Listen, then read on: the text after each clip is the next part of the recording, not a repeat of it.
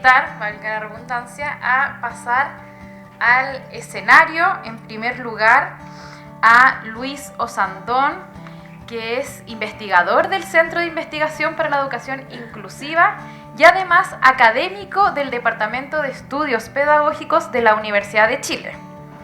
También voy a hacer pasar a Eduardo Cepeda, coordinador de la Unidad Técnico-Pedagógica del Liceo Experimental Manuel de Salas.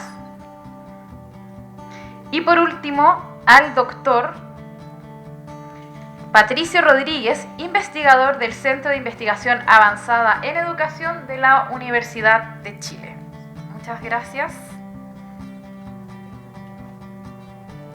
Entonces vamos a partir con la intervención de 15 minutos, primero del doctor Patricio Rodríguez. ¿Para qué? Presentación titulada La repitencia escolar en Chile desde una perspectiva territorial. Muchas gracias. Hola, buenas tardes. Hago míos los vocativos y aprovecho de agradecer a la invitación por participar en este seminario internacional. Yo les quiero contar un poco respecto a las buenas y las malas noticias que hay respecto a la repitencia.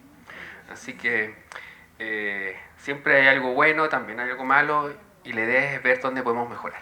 Voy a ver dónde le puedo apuntar a esto. Bien, fantástico, le apunté dónde funciona. Bueno, ¿cuáles son las tendencias en la repitencia escolar? Algo había adelantado Claudio cuando hizo su presentación. Y yo les quiero mostrar cómo ha sido la repitencia por las distintas cohortes. Recuerden lo que es una cohorte. Una cohorte es el año de ingreso a primero básico de un conjunto de niños al sistema escolar. Entonces aquí no vamos a ver los años, lo que vamos a ver aquí es las cohortes que ingresaron desde mucho tiempo atrás. Y lo que estamos viendo aquí es que básicamente las cohortes, que en este caso es la del 2004, que es la que está más rojo aquí arriba, esa es la repitencia en todos los niveles que hubo en esa cohorte. Eso no implica que estemos contando cuántas veces repitieron más de una, dos o tres veces, sino que básicamente es en ese nivel cuánto repitieron. Entonces, ¿qué es lo que estamos viendo? Que en la medida que las cohortes disminuyen, se hacen más nuevas, por decirlo así, la repitencia va disminuyendo. ¿Se fijan? Entonces aquí tenemos la del 2010, donde ya la prevalencia y la repitencia por cada uno de los niveles empieza a bajar. Si comparamos ahora con los siguientes años, y les dejo de referencia aquí el 2004 y el 2010 en azul, vemos viendo que estamos observando un fenómeno donde la repitencia por cada uno de los niveles va disminuyendo, ¿sí? Entonces, las buenas noticias es que la repitencia va disminuyendo por cada uno de los niveles en las siguientes cohortes que están entrando al sistema escolar. Entonces uno podría pensar que la cohorte del 2017, 2018 y así adelante vamos a ver mejores números respecto a la prevalencia de la repitencia en cada uno de los niveles. Es distinto el número que mostró Claudio, que mostraba cuánto había repetido ya una persona, cuántas veces había repetido una persona que estaba en ese nivel. Así que es importante tenerlo en cuenta, ¿sí? Entonces la buena noticia ya esto es 2022, vamos siempre bajando. Llama la atención, eso sí, que en primero básico siempre hay un número importante de estudiantes que está repitiendo. En séptimo, como pueden ver aquí, hay otro punto importantemente alto, y en primero medio. Así que una de las cosas que uno podría ver en los temas cualitativos es qué está pasando en esos niveles y qué hace que los niños sea tan difícil. O se le hace más dificultoso, haya más prevalencia en la repitencia, ¿sí? Así que la buena noticia de esto es que al haber menos repitencia hay mayor graduación efectiva. Y lo que hemos observado aquí en las cohortes, también desde 2004, es que la graduación efectiva ha ido aumentando. Entonces, en básica la graduación efectiva es del 83%, en media del 82%, y la total, recuerden que esto es pasar los 4 años de enseñanza los 8 años de enseñanza básica sin repetir, y eso los 4 años de enseñanza básica, pero cuando vemos la obligatoria se juntan los fenómenos de la repitencia y por eso ese número baja más drásticamente.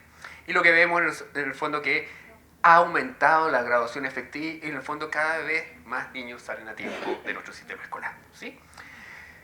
En las mujeres estas tasas son más altas que los hombres.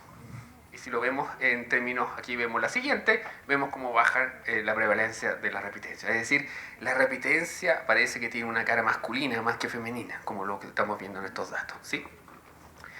Y si vemos cómo evoluciona en el tiempo esta repitencia, vemos que, nuevamente, ahora ya no tenemos cohortes, sino simplemente un análisis por año, vemos que En el caso de los hombres, alcanzamos el 2023 con una repitencia de un 2.1%, en el caso de las mujeres de 1.4% y la general que es 1.8%. Entonces uno puede decir que la tasa de repitencia al 2023, porque todavía no tenemos los datos del 2024 para saberlo, deberían estar en algún lado, pero se están amasando seguramente en el CIGE, va a llegar en algún momento, ¿ya? Y ahí vamos a ver si es que estamos mejorando o estamos empeorando. Pero fíjense la diferencia que hay entre la repitencia femenina y la masculina. O sea, 1.4 como 2.1, si la matemática no me falla, un 0.7%, y 0.7 puntos porcentuales, perdón, y esa diferencia es algo que tenemos que estar considerando.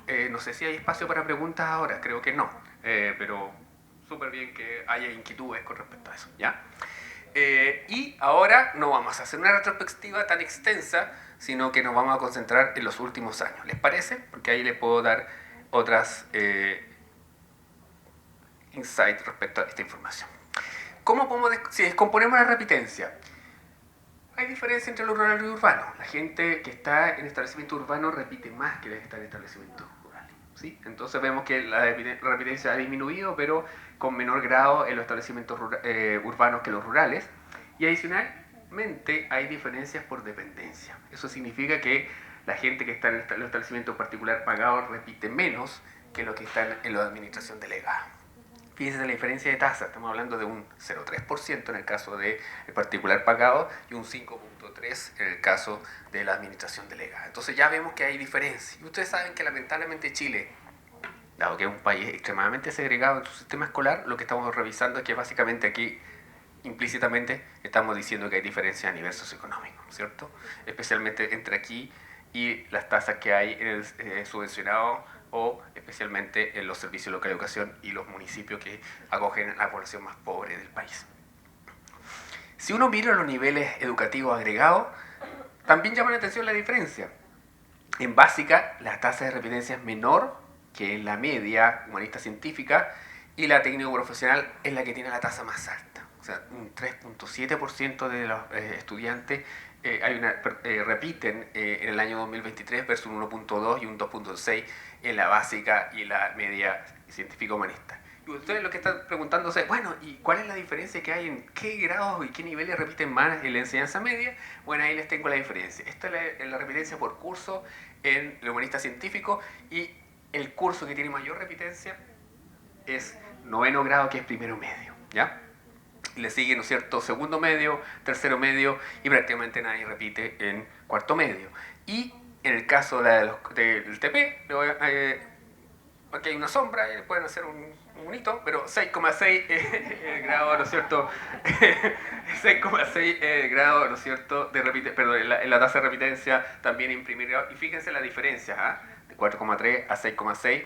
Y en el mejor caso, en la repitencia en cuarto medio es de 1.3 versus 0.5 en el humanista científico. Algo no está pasando por TP. Entonces, hice un pequeño paneo donde nos dimos cuenta que hay distintas prevalencias. Distinta prevalencia en la básica, distinta prevalencia en la media. Y si abrimos la media, tenemos HC versus TP que tiene diferencia. Y además, por los distintos tipos de educación. Entonces, la pública, hay que tener ojo, la administración delegada, son 70 establecimientos que uno podría decir, si es que su especialidad es más bien asociada a lo técnico profesional, ¿por qué tenemos esas tasas tan altas de repitencia? Eso es una cosa que se han preguntado. Entonces, esto es más inédito. ¿Qué pasa si cruzamos la asistencia, el tipo de asistencia, destacada, normal, grave y reiterada, en relación a las tasas? Y algo que no nos debería sorprender es que las personas que tienen inasistencia grave tienen una más alta tasa de repitencia que las personas que tienen una asistencia destacada o una asistencia normal. Entonces, de alguna forma, ese proceso de no estar yendo al colegio está asociado también con la repitencia y por lo tanto, todo lo que venimos hablando de, ¿no es cierto?, lo importante que ir a la escuela parte por ahí y eso significa que la inasistencia va a repercutir después en las tasas de repitencia. Y esto otro es según la continuidad en el establecimiento. ¿Qué significa esto? Yo me cambio, sigo o lamentablemente me desvinculo del sistema escolar. Y lo que estamos viendo es que las personas que se desvinculan tienen una mayor tasa de prevalencia en la repitencia que las que siguen, el 1.2%, y las que se cambian son un 5,3%. Y uno cabría preguntarse es, si yo repito, dado las consecuencias de la repitencia, la estigmatización y todas esas cosas que hemos hablado, ¿me quedan ganas de quedarme en mi establecimiento si yo repito? Entonces, obviamente esto es una evidencia casuística, ¿no es cierto? Pero para la investigación cualitativa nos abre preguntas que uno podría hacerse respecto a lo que está pasando con ese fenómeno. Y para finalizar, les voy a contar cómo es ya la tasa de repitencia por comuna. Y aquí vemos, la leyenda está aquí abajo, afortunadamente aquí Luis no me tapa, tenemos que básicamente en general por comuna digamos que se ve relativamente bien, ¿se ven? Esto es la tasa de repitencia general. Uno podría decir que en Ollagüe hay unas tasas importantes, en La Higuera 5.1% de estudiantes repite, pero uno de los temas más desafiantes es Cochrane. Tenemos un 8.3% de repitencia, que es mucho mayor que lo que ocurre en otros lados. Y si ahora nos vamos a descomponiendo, ¿se acuerdan que habíamos descompuesto en la básica, la media, humanista científico y técnico profesional? Fíjense lo que ya empieza a ocurrir en la básica. Ya Ollagüe sigue mostrando esos números altos, María Elena, La Higuera, Cochrane sigue marcando rojo. Y si los componemos allá en la enseñanza humanista científica, ya empezamos a mostrar que hay una concentración, hay más lugares donde las repitencias son más altas. Entonces, solamente estoy mostrando los niveles con 2 dígitos. Entonces, aunque ustedes no lo crean, a pesar de que los números de la repitencia general son bastante buenos, tenemos comunas en Chile donde tenemos repitencia de 2 dígitos. Entonces, la política pública tiene que preguntarse qué está pasando en este caso, qué está pasando en Alto del Carmen, en La Higuera, sigue Cochrane, ¿no es cierto? Puyehue, Currerehue, Placilla, Kenchi. Parece que ahí me repetí. Estaba buscando las comunas, pero yo sé cuál comuna es. Ya se las voy a mencionar en un momento más. Puerto Saavedra, Litueche. Y si vemos la enseñanza, bueno, aquí lo dejo, no son tan altos, pero dado que se ve tan rojo, es imposible, ¿no es cierto?, no hacer una mención a San José de Maipo y a María Pinto. Y en el caso de la humanista, de la educación media TP por comuna, también vemos unos resultados similares, y lo preocupante aquí, y eso es lo que le iba a mencionar, es aquí Curaco de Vélez con un 30%. Son 70 niños que están en Curaco de Vélez, pero el 30% de ellos repite en la enseñanza TP.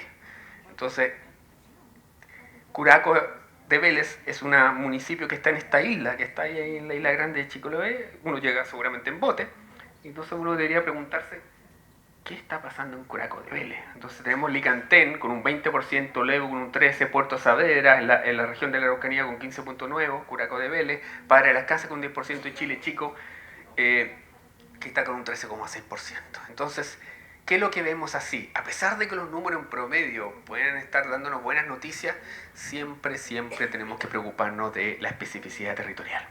Entonces, los desafíos por la política pública es que, si bien la repitencia y en la educación regular ha disminuido sistemática en Chile en el tiempo y por cohorte, todavía tenemos desafíos, especialmente en lo que son las dependencias, es decir, tenemos que cerrar brechas de inequidad entre niveles socioeconómicos, entre niveles educativos.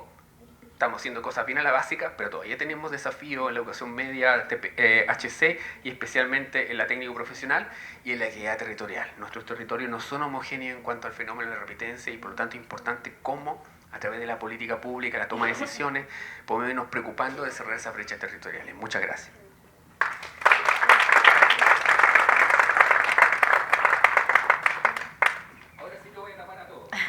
Muchas gracias, Patricio, por tu presentación, por estos datos que nos dan muchas preguntas que vamos a retomar al final del panel. Ahora damos la bienvenida a la exposición titulada Análisis de la implementación del Decreto 67 en los establecimientos educativos, con foco en la evaluación formativa, que dictará el doctor Luis Osandón, investigador del Centro de Educación Inclusiva y académico de la Universidad de Chile. Gracias.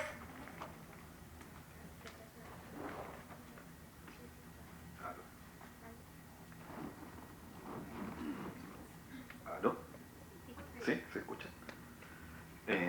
Ya no voy a dictar ninguna conferencia, sino que les voy a contar un par de cosas.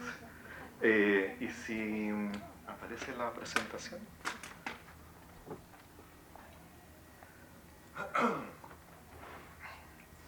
Que esa no es, por cierto. Sí. Un poquito cambiar la letra, pero se ve bien. A ver, un breve contexto. Este es un parte de los resultados de un estudio que hicimos para el Ministerio de Educación, para la unidad de currículum y evaluación específicamente, trabajando sobre el concepto de evaluación diversificada, que es una variación, digamos, de lo que uno entendería por evaluación formativa. Incluso construimos una definición sobre eso porque no se usa muy habitualmente. Pero en este caso lo que voy a mostrar rápidamente es la parte más cualitativa de ese estudio que hicimos en varios colegios en distintas regiones del país, y voy a explicar ahora rápidamente metodológicamente qué es lo que fue. Pasemos a la siguiente, por favor. Pidiendo. Ahí, creo, ¿no? Ahí. Bueno, el equipo de investigación, simplemente para decir que hubo gente que trabajó, yo expongo acá, pero un equipo más o menos importante de gente que colaboró en esta investigación, particularmente en la línea de currículum para la inclusión del centro. Estos son los objetivos generales y el que vamos a trabajar acá, o sobre el cual refiere esta parte de lo que vamos a mostrar, dice relación con describir la valoración, comprensión y uso de la evaluación diversificada y procesos evaluativos con poblaciones diversas por parte de actores del sistema escolar pertenecientes a distintos contextos educativos. El diseño metodológico, hicimos una matriz de análisis, lo que entendíamos por comprensión, valoración y uso. Levantamos 9 tipologías de centros educativos, tomando elementos de básica, medio, urbano, rural, tienen programa de integración educativa o no, migración, población indígena, IBM. La primera parte hicimos un análisis de reglamentos de evaluación, con 36 casos que escogimos de acuerdo a una grilla que voy a mostrar a continuación. Y en la segunda parte tomamos los establecimientos que tenían, comillas, mejores reglamentos de evaluación, o sea, más alineados con el decreto 67. Y a continuación, en esos establecimientos hicimos un conjunto de entrevistas, a docentes de aula, jefes UTP, coordinación PIE, y una entrevista grupal a estudiantes y una entrevista grupal también, un taller que hicimos con profesores. Esta es la definiciones de comprensión, valoración y uso. No me voy a detener mucho porque esto es más para decir, bueno, hay un sostén detrás, pero tiene que ver con apropiación conceptual, con juicio personal y con prácticas y racionalidades evaluativas que surgen de la indagación cualitativa. Esta es la grilla que usamos, digamos, para clasificar el tipo de escuela, o sea, haciendo una variación de que tengan elementos de subvencionado, urbano, rural, zona norte, centro, sur del país, con un conjunto de elementos que, insisto, multiplicamos por 4 casos de cada tipología, evaluamos los reglamentos y pasamos a un caso por tipología. Ya, resultados, ya, porque la idea es irse más o menos rápido para alcanzar. A ver, una cuestión que, y acá me voy a ir deteniendo un poquito más, ¿no? Es que tal como se viene ya viendo en este seminario, surge una contradicción, ¿ya? Una tensión fuerte entre estandarización e inclusión, finalmente, para ponerlo solamente en 2 palabras, ¿no? Los mismos actores reconocen que efectivamente a nivel de principios, a nivel de proposiciones de lo que es el decreto 67 y la política de inclusión en general, estamos súper bien y estamos intentándolo, pero se encuentran con cortapisas, digamos, del diseño general que tiene la política educativa, que por otro lado los presiona por resultados, ¿sí? Y por lo tanto, ahí hay un tema que vamos a ver a continuación que tiene bastante sentido con lo que estoy diciendo. Primero, y quizás como idea central de lo que estoy exponiendo, es que yo creo que hay que entender esto como un tránsito, ¿no? O sea, como un proceso, ¿sí? A veces en estas evaluaciones como que uno dice, bueno, no está resultando, aquí está mal, aquí está bien, aquí vamos bien, o hay que mejorar. Yo creo que estamos en proceso de aprendizaje, ¿da? Y si uno lo ve así, uno se encuentra con la idea de que efectivamente algunas escuelas, más que otras, evidentemente, están intentando hacerlo bien, ¿sí? Y probablemente se equivocan en algunas cosas o ven que tienen límites, pero han ocurrido cosas bien interesantes al interior de las escuelas, como voy a mostrar a continuación. Vamos a la siguiente. Ir más allá de la nota y trabajar colaborativamente, ¿ya? Ese es todo un tema, ¿sí? O sea, la cultura profesional, la cultura escolar, ha durante décadas enfatizado la idea de la nota como el medio a través del cual se verifica el proceso pedagógico, el aprendizaje, la certificación, en fin. Y lo que hay es un intento por salir de ahí, ¿sí? Por evaluación formativa, sabemos hoy día hay un movimiento de escuelas sin notas, en fin, pero las escuelas como que están tratando de expandir la idea de cómo se aprecia lo que el otro sabe, ¿sí? Y en eso hay hartas cosas interesantes porque, entre otras cosas, desde el punto de vista más técnico y específico en lo pedagógico, se produce una superposición entre lo didáctico y lo evaluativo, no una separación entre la metodología de enseñanza y después la prueba, ¿da? Sino que es todo al mismo tiempo. Yo enseño y evalúo al mismo tiempo. Y eso lo están diciendo fuerte en varias comunidades. Por otra parte, hay una cosa bien interesante que es la integración virtuosa entre contribuciones de educadores diferenciales, psicólogos, psicólogas y pedagogía, ¿da? Están ocurriendo nuevas conversaciones, ¿da? Los programas PIE llegaron para quedarse, pero instalan también nuevos lenguajes y nuevas experticias al interior de las escuelas. Y lo que ha obligado el decreto 67 al parecer es a que conversen, ¿da? A que resuelvan en conjunto esto mismo que se señalaba del reglamento. La deliberación es una deliberación pedagógica, pero yo diría también interprofesional, ¿sí? Es decir, mi experticia de psicólogo, psicóloga, de incluso en un caso trabajador social, de una educadora diferencial con un profesor de educación primaria, hace que se pongan en juego un conjunto de argumentos y finalmente se trate de llegar a un acuerdo, ¿da? No voy a detallar acá lo que escuchamos muchas veces en los colegios, pero efectivamente es un tema de, bueno, a ver, entiendo tu punto, claro, yo desde mi punto de vista no sabe lo que tiene que saber en matemáticas, pero entiendo que desde otro punto de vista tiene una necesidad o tiene una condición o tiene una trayectoria en el colegio que hay que mirarla, ¿da? De un modo más amplio, ¿sí? Y esto, siempre, en todos los casos que aparece, es más allá de las necesidades educativas especiales, es decir, se está comenzando a ampliar la comprensión de quién es el otro que aprende en términos de que es, en esencia, un sujeto que es diverso por sí mismo. Vamos a la siguiente. Como decía también, ¿no? Y esto es muy en línea con lo anterior, aprendiendo a evitar la diversidad, ¿ya? Esta idea de aprendizaje, esta idea de trabajar con los profesionales PIE como una oportunidad, pero también con una prevención, ¿ya? De que no sean los jueces de la inclusión, ¿sí? Ahí los profes, sobre todo, dicen, bueno, a ver, sí, tienes razón en tal y tales elementos, pero yo también tengo algo que decir desde la perspectiva de los aprendizajes, del currículum, del proceso formativo que está llevando a cabo en adelante. Y esto porque también se advierte en lo que detectamos de que hay una cierta tendencia también, por la presencia de los programas PIE, a derivar clínicamente, ¿no? A darle un formato biomédico al problema y por lo tanto que ese formato biomédico es lo que resuelve pedagógicamente el asunto.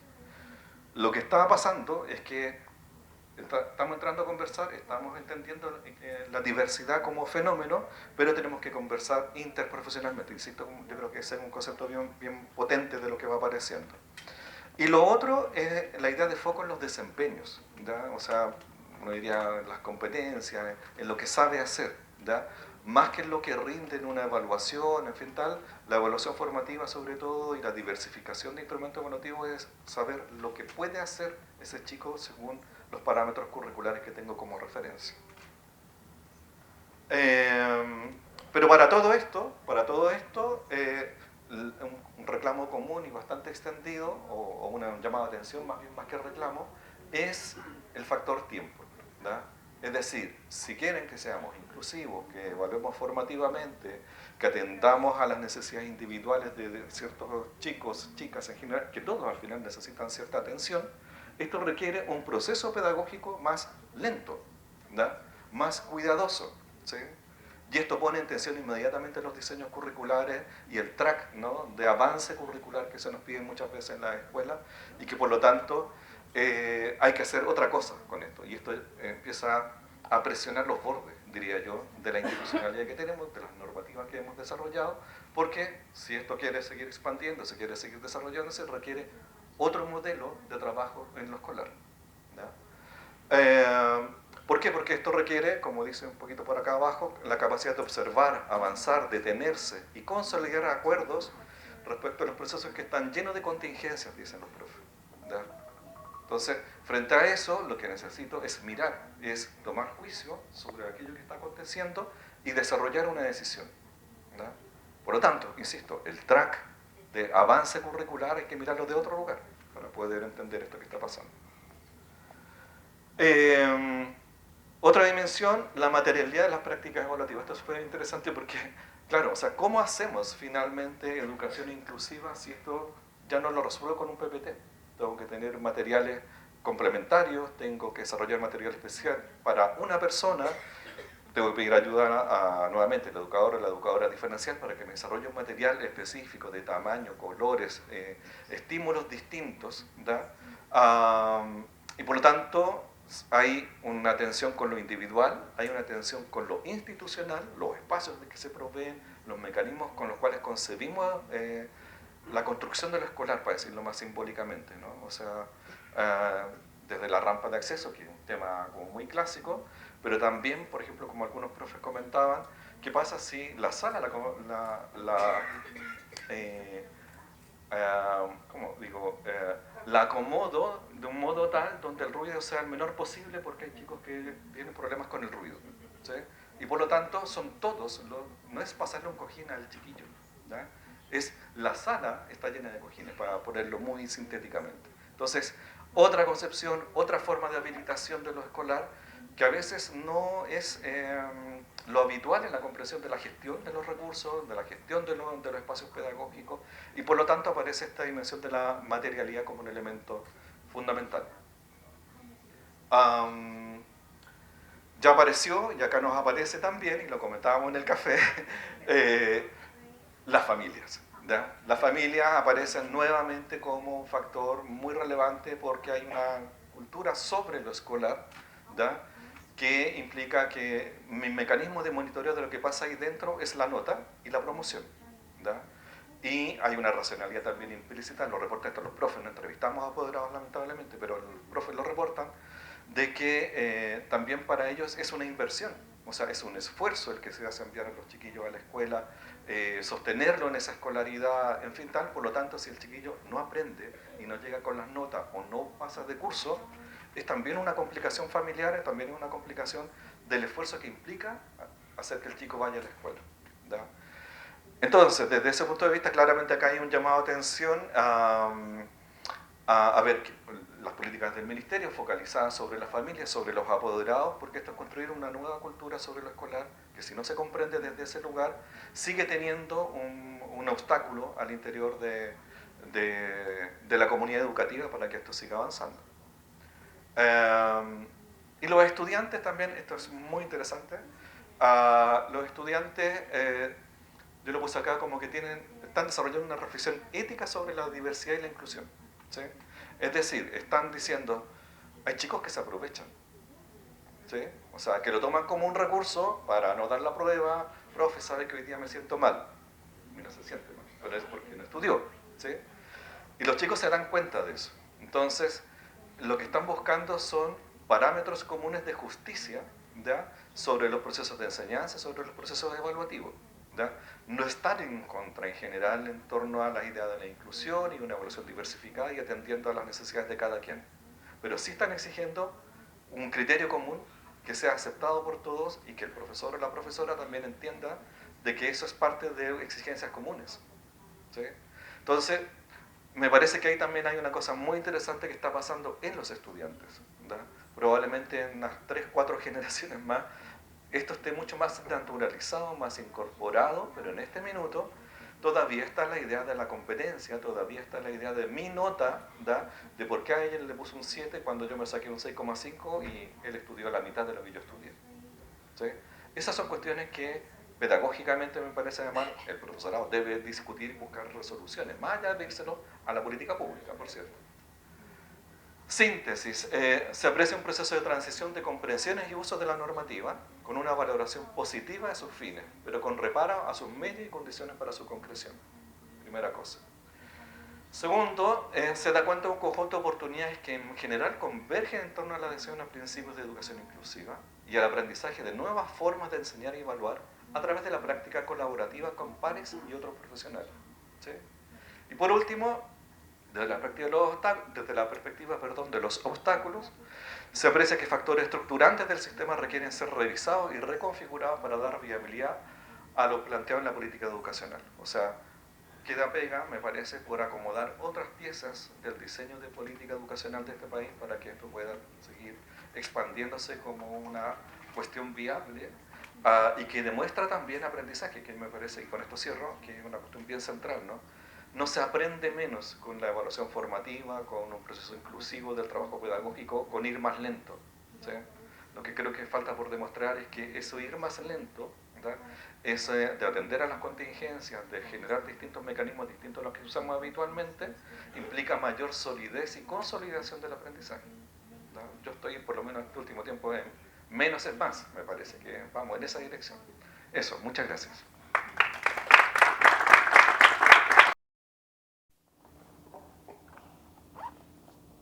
Primero, dar las gracias por la invitación y contarles que yo quiero presentar una experiencia, ¿ya? De un liceo y un poco contarles cuáles son los aprendizajes que hemos tenido durante estos años, desde el 2017, es decir, un año antes de el decreto, hasta la actualidad. Quisiera partir también señalando que y tomando las palabras del profesor Sandón, que efectivamente sentimos como comunidad que estamos en un proceso de transición. Y lo que voy a contar un poquito es la experiencia del proyecto de evaluación sin notas, que fue, o que es, una de las formas que nosotros hemos ido implementando el decreto, ¿ya? Pero creo que esto no se entiende si no se explica el origen, y creo que es lo más relevante, porque le quiero poner valor a eso, en términos de que hoy día no pudo acompañarme una de las profesoras que estuvo en este proceso, porque tenía algo ya comprometido. Y lo que primero quiero declarar es que este proceso de evaluación formativa sin notas, o con foco en lo formativo, nace en un proceso de articulación profunda entre, digamos, la educación parvularia y la educación básica, ¿ya? En ese proceso de articulación se genera lo que yo digo la magia, porque lo que empiezan a conversar y a dialogar las colegas es que se dan cuenta que tenían prejuicios mutuos del trabajo del equipo, digamos, opuesto, por decir, no opuesto, pero digamos del otro equipo. ¿En qué sentido? ¿Ya? Y para ponerlo en términos como muy simples, profesoras de básica señalaban que los estudiantes no traían ciertas competencias, estaban muy apegados al juego, y por otra parte las educadoras señalaban que había mucha rigidez, ¿ya? Y se sentaron a conversar, y en esa conversación bueno, ponen en el centro a estudiantes. Principalmente ellos ven algo que declaran, digamos, en esta entrevista en profundidad que yo pude hacer con ellas cuando llegué a este cargo, es la angustia estudiantil en el proceso de transición, ¿ya? ¿Y qué es lo que quieren hacer? Algo muy concreto: hacer esta transición más armónica y coherente, ¿ya? Porque sentían obviamente que eran espacios muy disímiles, ¿ya? ¿Cuáles son las primeras acciones? Y esto lo hacen, digamos, sin un campo teórico, al menos declarado, sino que más bien desde el accionar, desde un sentido, desde un problema, un objetivo que quieren abordar, ¿ya? Y empiezan a explorar, digamos, este mecanismo que no tiene notas, sacan la nota y se produce una articulación con ese equipo UTP de aquellos años, donde yo no estaba, habían otras personas, pero creo que eso es algo fundamental de señalar. Y empiezan a trabajar con los niveles de logro. Y lo más importante es que, pese a ser el 2017, ellos ya empiezan a hablar de la importancia y el énfasis en la retroalimentación. O sea, eso es lo que los mueve, ¿cierto? Aparte de no tener notas. Y obviamente lo que quieren en ese momento abordar es dejar de lado este valor de cambio de la calificación, las pruebas estandarizadas, ¿cierto? Que el estudiante esté sometido, el estudiante de primero básico, ¿cierto?, a una prueba que le generaba muchas veces frustración porque venía de un entorno mucho más lúdico. Ya, por ahí un poquito la conversación. Estoy hablando acá y refiriéndome a acciones que tienen que ver con lo netamente evaluativo, pero esto también implicó otras adaptaciones. Por ejemplo, la ampliación de los recreos, ¿ya? Y aquí, bueno, se genera una articulación que nosotros vemos como virtuosa, ¿cierto? La escuela se asocia con la universidad, ¿ya?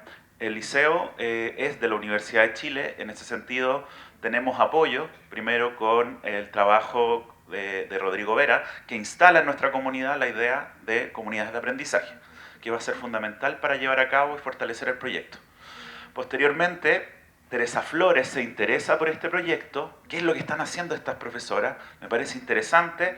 Y bueno, y ella dice, lo que están haciendo ustedes es enfoque de evaluación para el aprendizaje, ¿da? Y como que se genera este match, ¿cierto?, entre profesoras y la académica. Y bueno, empiezan un poco a trabajar sobre esto, a sistematizar su práctica, y empieza a participar en plenarias y en comunidades de aprendizaje con otros colegios, es decir, comienzan a compartir lo que están haciendo. Y este sería como la génesis de esta red que hoy día funciona y que tiene a muchos colegios en esta misma experiencia, que es la red Sin Notas, ¿ya? Y obviamente el proyecto del 2017 se ve como algo interesante y el director de aquellos años dice, bueno, sigamos, vamos a segunda. Ya, eso va a ser problemático, lo voy a decir después por qué. ¿Ya? Y aquí pasan algunas cosas contradictorias, quizás no tan importantes del fondo de lo que quiero plantear, pero como que esto se mediatiza. Quiero contarlo también porque es parte de la experiencia. ¿Ya? Hay participación en medios, llegan canales de televisión, radio a preguntar sobre este proyecto que era innovador para aquellos años.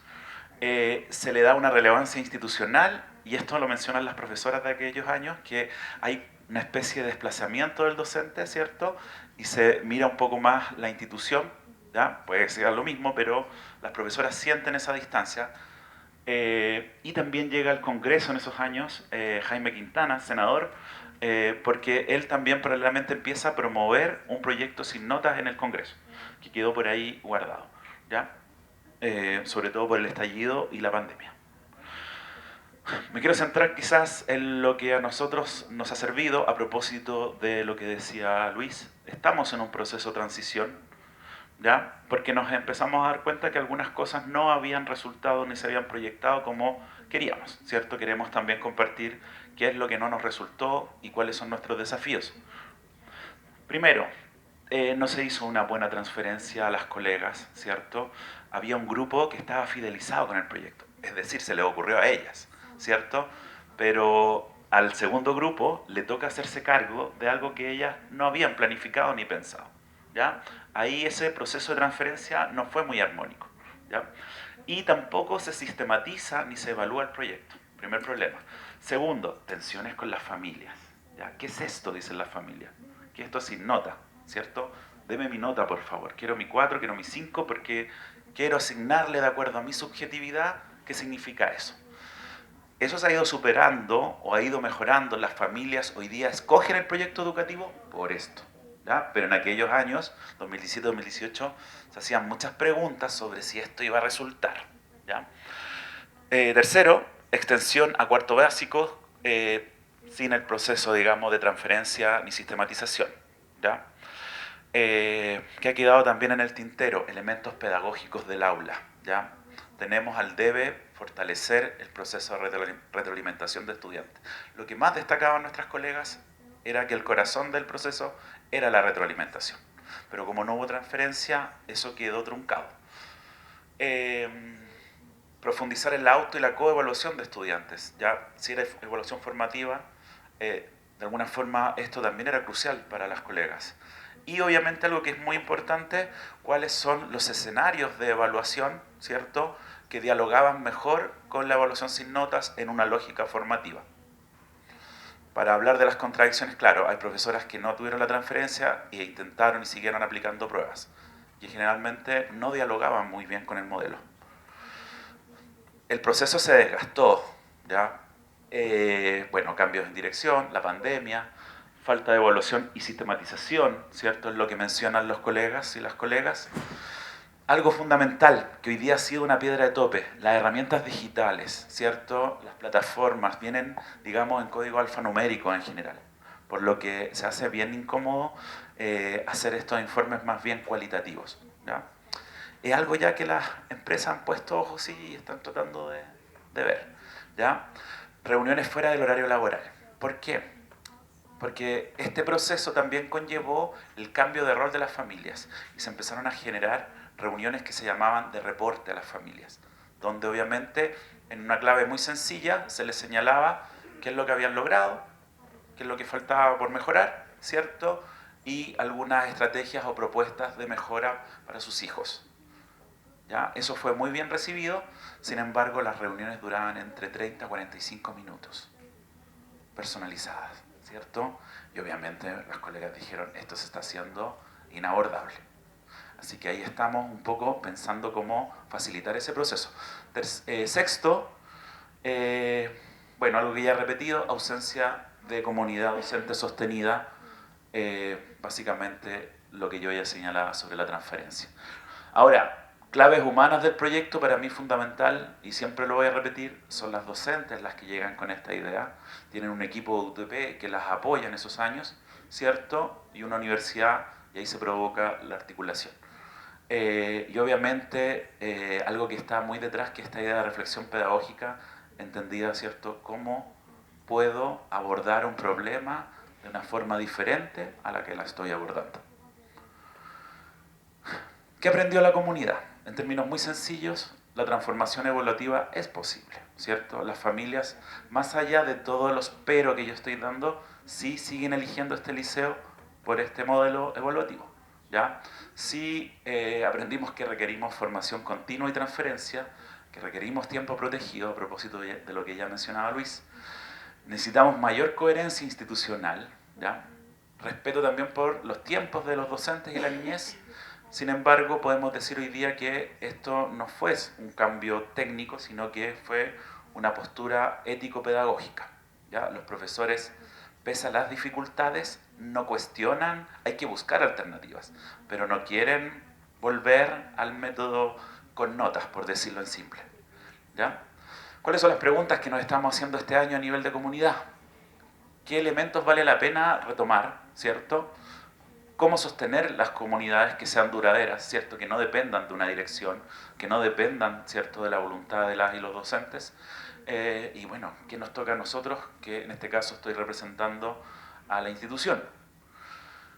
¿Y qué es lo que vamos a hacer este año? Contándoles un poco qué es lo que tenemos pendiente y ya cerrando. Necesitamos levantar evidencia que respete los ritmos y las trayectorias diversas, porque también igual podemos caer en la lógica también de volver a estandarizar, ¿cierto?, una prueba de inicio y una prueba de salida. Y en general lo que estamos buscando también desde una perspectiva inclusiva no es necesariamente tener un formato estandarizado, sino que lo tenemos que construir, por cierto, pero que apunte a la diversidad de ritmos y a trayectorias diversificadas, ¿cierto? Las familias, esto es muy importante. Si bien les gusta el modelo, esto requiere transformación de las familias. ¿Por qué? Porque, bueno, cuando uno estudiaba, ¿cierto?, le entregaban su nota, como ya dije, y eso tenía un significado. Pero ahora la familia, para que esto funcione, la familia tiene que estar totalmente comprometida sobre qué está aprendiendo mi hijo. Porque toda la conversación deja de basarse en notas, sino que se basa en criterios de evaluación, en indicadores de evaluación, ¿cierto? Y en lo que hay que mejorar. Y eso con los tiempos, igual hoy día acelerados, a veces está, pero a veces no, ¿ya? Entonces, también hay que hacer un nuevo contrato social con las familias, en ese sentido, ¿ya? Reforzar. Y en tercer lugar, los docentes nos piden, pongámonos de acuerdo, ocupemos un lenguaje evaluativo común, ¿ya? Fortalezcamos ciertos escenarios de evaluación, es decir, cuáles son las estrategias activas principalmente que mejor dialogan, que mejor permiten retroalimentar, ¿ya? Y cómo hacer una buena retroalimentación a la familia que no sea extenuante, que no sea, ¿ya? Y hay una discusión bien interesante y con esto cierro. En términos muy operativos este año, ¿dónde estamos al debe? En términos muy concretos. Indicadores de evaluación o criterios holísticos en la evaluación formativa para las familias. Les decíamos reportes, ahora lo queremos renombrar, pero también las profesoras trabajaban con indicadores que son muy precisos y detallados y nos dan una comprensión general de quién es mi hijo, o la dan muy al detalle, lo que ya a los 20 minutos tiene a los papás totalmente ya perdidos, Entonces estamos generando esa transición, pero no es una transición de uno u el otro, sino que es más bien una articulación, ¿cierto? Donde tenemos un criterio holístico que nos marca una ruta hacia dónde van nuestros niños y niñas, pero con ciertos indicadores que nos permiten ejemplificar. Va por ahí un poco la búsqueda. Fortalecimiento de la retroalimentación en aula con estudiantes. Los profesores piden, nos dicen, necesitamos transferencias de experiencias de retroalimentación asertiva. Cosas que quedan abiertas del decreto 67, el cierre anticipado. ¿Ya? Es un problema, es muy discrecional a veces, entonces estamos tratando de ofrecer una propuesta, se va a ofrecer una propuesta a los profesores, un documento de trabajo que ya está más o menos consolidado, y a través de sesiones de trabajo, en los mismos consejos, los profesores van a ir aprobando y cambiando estas, digamos, actualizaciones de reglamento. Protocolo flexible de evaluación para estudiantes en situaciones especiales. Tenemos deportistas de alto rendimiento, tenemos músicos, tenemos personas que se enferman, ¿ya? Enfermedades largas. Tenemos también viajes, ¿ya? Entonces, hay esas situaciones que se dan. Algo que hablaron ustedes anteriormente, plan de acompañamiento para estudiantes repitentes. Repiten pocos estudiantes, ¿ya? A propósito de los datos, pero yo tengo la hipótesis, y es solo una hipótesis sin tanta evidencia, que en general pasan, pero pareciera que no quisiera entrarse al problema de la repitencia, y pareciera que fuese más fácil que los estudiantes sean aprobados, y no necesariamente, digamos, con la expectativa de lo que se espera. Por eso también estamos creando este plan de acompañamiento. Fortalecer los informes de desarrollo individual y social, actualizarlos. Decimos ser un liceo integral, por lo tanto esto debiese ser clave. Y esto que nos preguntan siempre, ¿y cómo convierten los indicadores a nota? ¿Ya? ¿Cómo hacen eso? ¿Ya?